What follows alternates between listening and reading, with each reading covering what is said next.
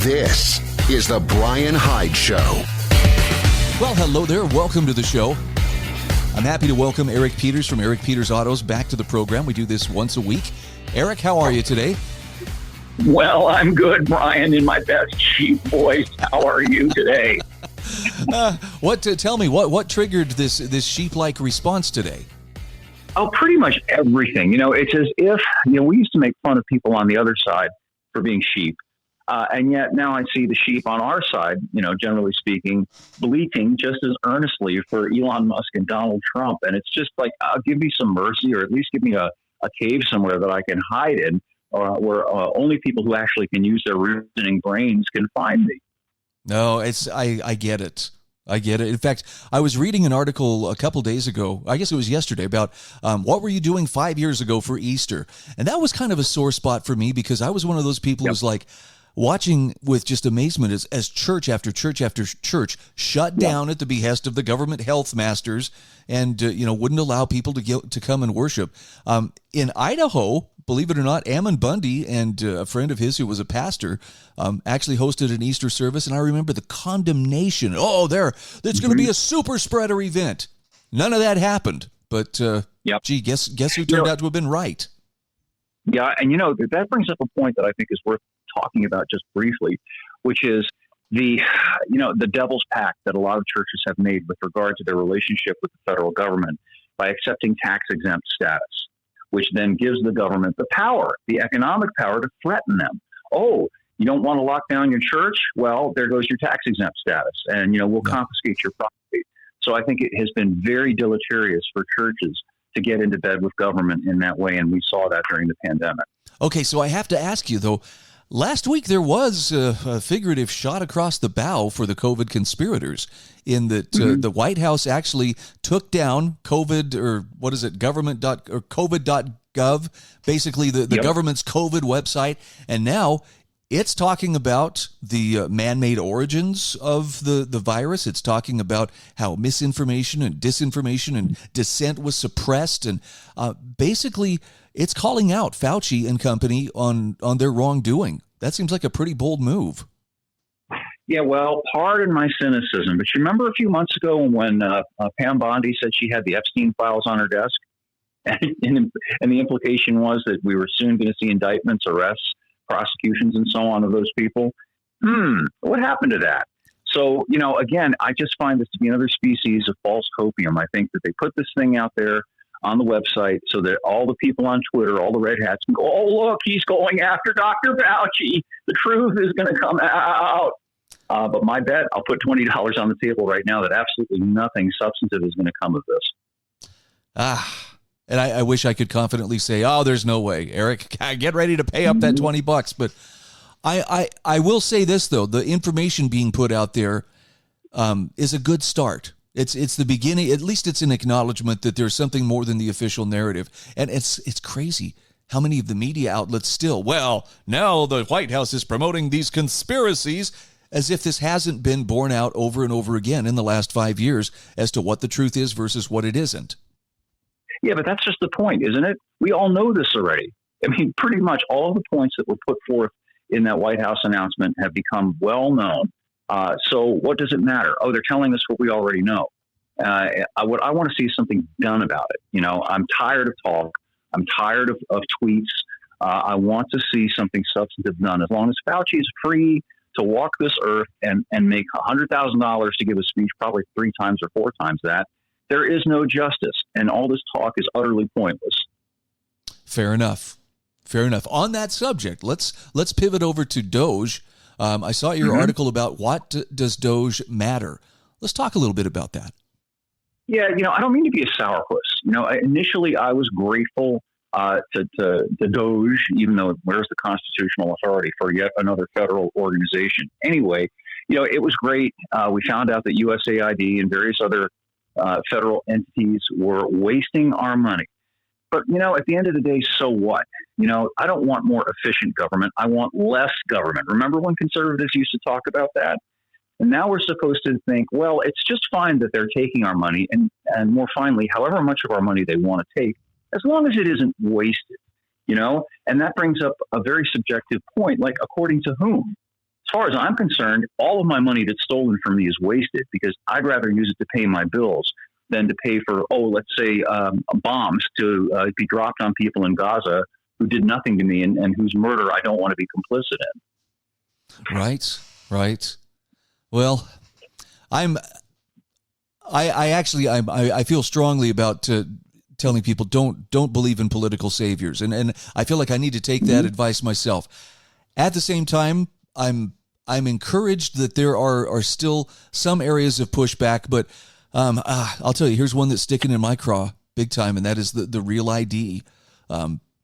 Here it comes, Holy and cow. I'm looking for the resistance. Come on, Trump administration, where is it?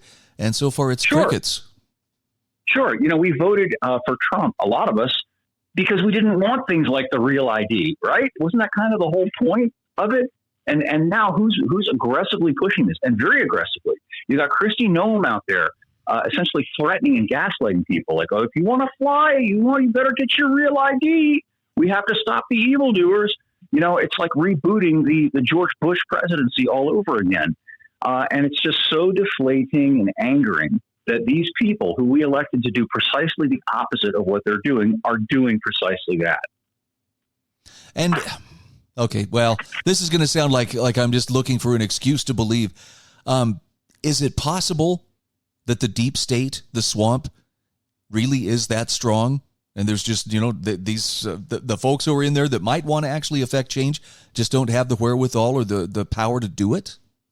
Well, boy, I think there's a concatenation of factors. One of the factors, I think, is that most of the people who aspire to political office ultimately are grasping opportunists. I think Noem, for example, has her eyes on higher office. I don't think she's principled. I think her principle is self-advancement. And I think that the same criticism can be leveled at Trump and a lot of these other people.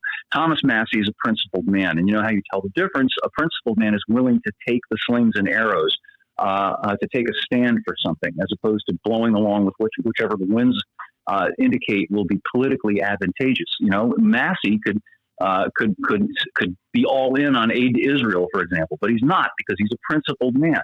And so he doesn't. But unfortunately, I'd say probably 98% of the rest of them in Washington are not. True. No, I think that's an excellent distinction. And well, I actually have an article I'm including in today's show notes. This was on Lou Rockwell's website today. Mike Johnson has an article about how to opt out of feeding the beast. Actually, it's called "The Only Winning Move Is Not to Play." But some of the suggestions, read that. It was well done. Yeah, I mean, the things he says about what you can do to stop feeding the beast. Number one was stop evangelizing for politicians. Whew. that's going to be a tough one. Believing in them, just thinking that they're going to save you.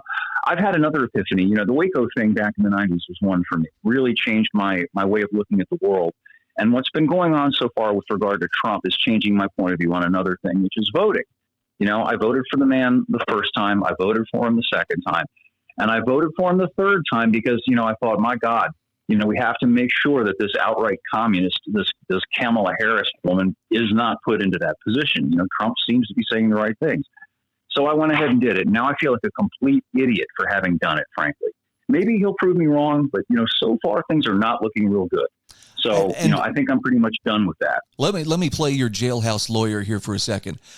You did. I think you did what a lot of us have done, and that is with the best information that was available at the time and the best option available at the time. That's how you cast your vote. And yes, there's exactly. there's no doubt Biden and particularly Kamala would have been far, far worse. I can't even begin to imagine where we would be right now and how they'd be solidifying their control had Kamala won. But this is a counter argument to that, and I find it increasingly persuasive. If Kamala had won, do you think that there would be a coalescing of opposition to Real ID, for example? Yeah, good point. I think there would be. I think everybody who is not on the left, and that's a lot of people, would be absolutely up in arms about this, that there would be calls for resistance, both active and passive. But because it's Trump and Kristi Noem doing it, somehow this cognitive dissonance sets in, and it's really going to be fine. It's not the imposition of an internal passport regime. And oh my gosh, they never misuse that authority. It's all to keep track of these illegals and terrorists. No, your point is well taken. It's a lot easier to get away with implementing tyranny when it's our guys. My gosh, they're our guys, and they must know what they're doing. And I mean, I guess the biggest example of this is you cannot even question what Trump is doing to some people, and I mean people on the right, without them accusing you of, I see what you're trying to do. You're just trying to undermine him, and it's like, holy cow, what happened to objectivity? I know. I've been dealing with this for my entire professional life of 30 plus years, and I've always been consistently on the side of limited government, less government, ideally no government. I pretty much align with conservatives on most things, and I have a track record of proving that. And yet, if I go so far as to utter the slightest critique of, say, George Bush or Donald Trump or any of these icons, then all of a sudden, I'm a libtard. It's like the most amazing thing. Yep, and which brings us around to the idea of, okay, so at some point you got to take responsibility for your own worldview. You can't just hang your hat on, well, I'm a conservative, so I'll hang it on that nail, and whatever the conservatives say, that's what I'll go with. You got to make up your own mind at some point as to what do I really stand for. And sometimes, as you and I have both learned, the conservatives are going to go in the wrong direction. Right. Absolutely. And particularly with regard to things having to do with security. This is a weakness, I think, for conservatives. They hear, keep you safe. They hear evildoers. They hear illegal aliens, and they're quite ready at that point to spread their legs, present their ID, and go along with the program, clicking their heels like good Germans. And it's very, very depressing to me. By the way, I'm curious what your take is on the Supreme Court's midnight intervention on the part of the deportees from Venezuela.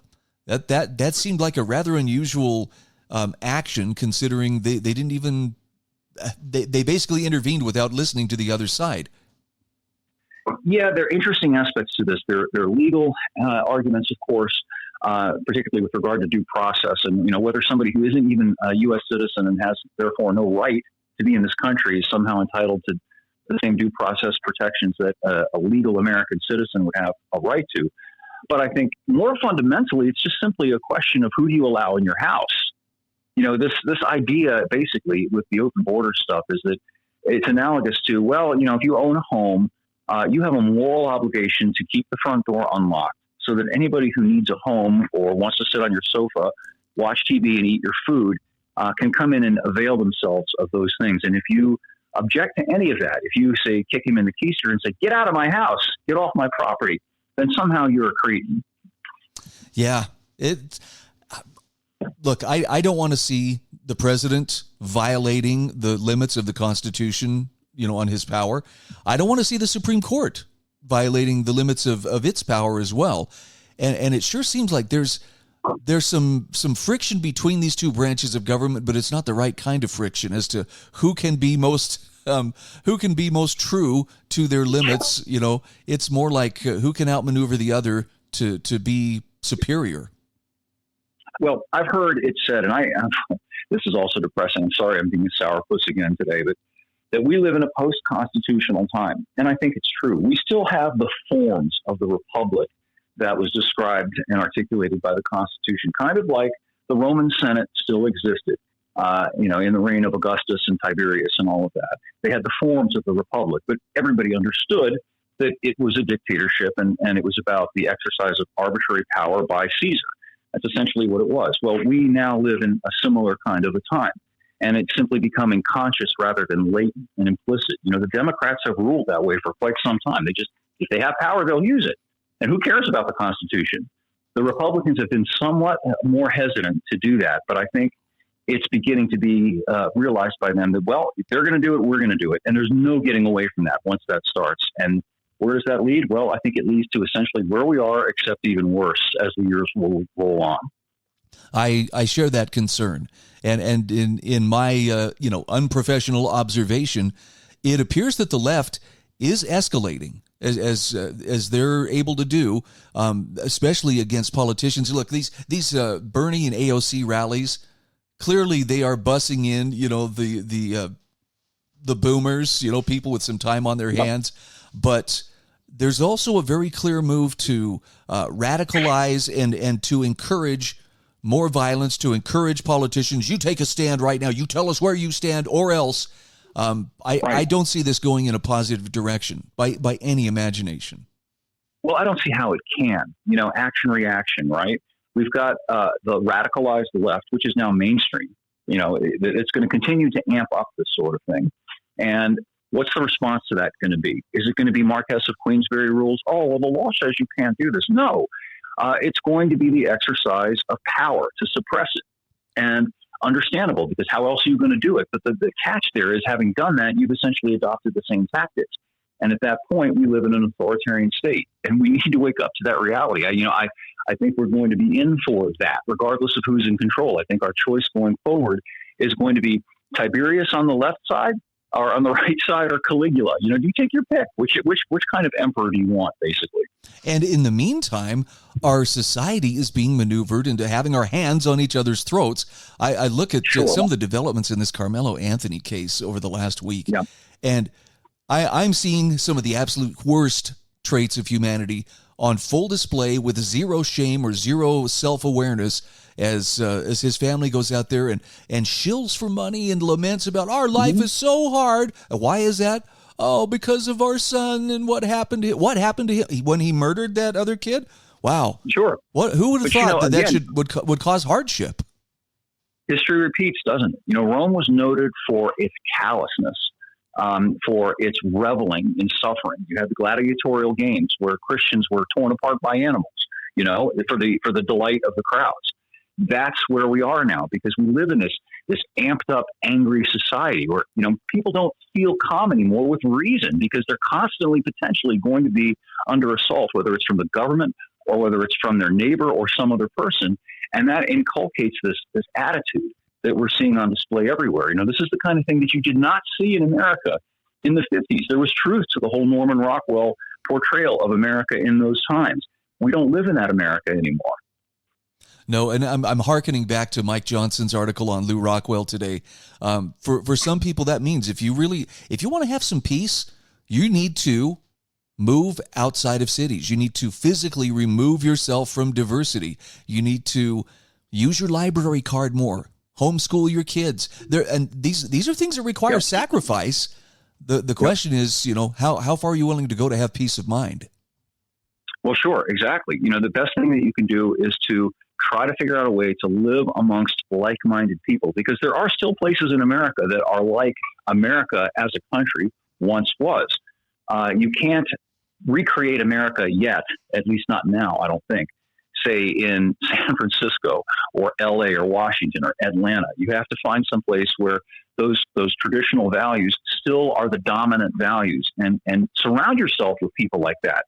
And that is a way to kind of escape and shunt aside some of this awfulness that's developing all around us. I like the suggestion that he makes too, and this one hit me pretty hard, because I find that this does make a difference, and that is the recommendation: start each day with solitude and introspection. Mm-hmm. Well said. I try to do that myself. I get up very early because I like the early morning hours. They're quiet. Yep. I make myself a cup of coffee, and I drink my cup of coffee, and I just consider things. And I like to do that because it gives me the wherewithal to deal with the rest of the day once the sun comes up and everything gets rolling. And I can tell you and I are brothers from another mother here. I thrive on that same dynamic. And people look at me crazy because you're going to bed at 9:30, and I'm like, absolutely, because I don't care if it's 3:30 in the morning, I'll be up. I may be working, but it's the peace and quiet and the ability to think without interruption that is so precious, and it makes that time worthwhile. Yep. And I know not everybody can do this, but I am grateful, and I try to be consciously grateful of this every single day that I get to experience this, to go out in my field and cut wood and bring the logs back up to near the house where I can split them for this fall's firewood. Just being out there in reality, in the real world, rather than staring at a screen all day, which is so corrosive and yet so subtle because people don't see it. They're glued to their devices, which is a way of kind of ensconcing yourself in this artificial reality that's cold, callous, and meaningless at the end of the day. Hear, hear. All right, let's end on an automotive note. You were telling me about a brand new idea that Subaru is going to lead out on, and I'm still shaking my head over this. Okay, what's the latest, greatest coming to us? Well, it's passengers for the outside. I mean, passengers. It's airbags for the outside of your car. This is what Subaru is going to be installing on some of its new vehicles. Now, don't laugh because it's logical. If you accept the idea that you have to have a minimum of 6 airbags inside the car, built into the dashboard, built into the door panels, built into the seats, that's what all new cars have now, then is it not also logical to build them into, say, the outside cowl area underneath the windshield so that if you hit somebody or a cyclist, they too will be protected by the airbag? That's the logic of it. Yeah, I guess we're that much closer to that dream of bumper cars, inflatable bumper cars. The thing is, here's the thing that gets my goat. It's not going to be enough. I guarantee this. Again, I'll put $100 on the table that Subaru alone will offer this as an option. What will happen is it will become standard, and then other manufacturers will start to do it because, after all, we don't want to be regarded as unsafe. Look, Subaru has protection for pedestrians and cyclists. We have to have that too. And then the government will mandate. So before you know it, probably within the next 2 or 3 years, every new car is going to have external airbags as well as internal airbags. I don't even dare consider what could come next after that. But I'm sure somebody's thinking of it right now or trying to dream it up. How about body airbags? We'd be all very safe if we just walked around with, make an airbag into your belt so you can, just in case you bump into something, the airbag will deploy and keep you safe. You've probably seen it, but there are legitimately body-worn airbags for senior citizens, those who are a fall risk, they legitimately exist. Yeah, and they have them for motorcycles too. You can get motorcycle suits that have airbags. Wow. And again, I don't take issue necessarily with these things being available because I understand people have varying degrees of comfort with risk. Let's say, it's really a subjective analysis. You weigh the pros and the cons, including the expense and so on. What bothers me about all of this is that it will be mandated and you will have no choice. They're going to make the choice for you. You're going to pay for it, both to buy it and to insure it and to deal with it. You won't be given the option to say, I'm not really that worried about this sort of thing happening. I'm a very alert, safe driver or rider. My chances of anything happening are pretty small. So I'm willing to take that risk in exchange for not spending a few $1,000s more for my next new car or motorcycle. Wow. Well, the shape of things to come. I guess this is one more thing we'll have to look forward to.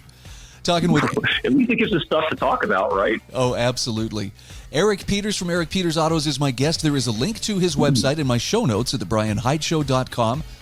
You're looking for the show notes for April 22nd, 2025. Eric, thanks again for your keen insights, and here's to a brighter future. Thanks, amigo. Look forward to next week. This is the Bryan Hyde Show.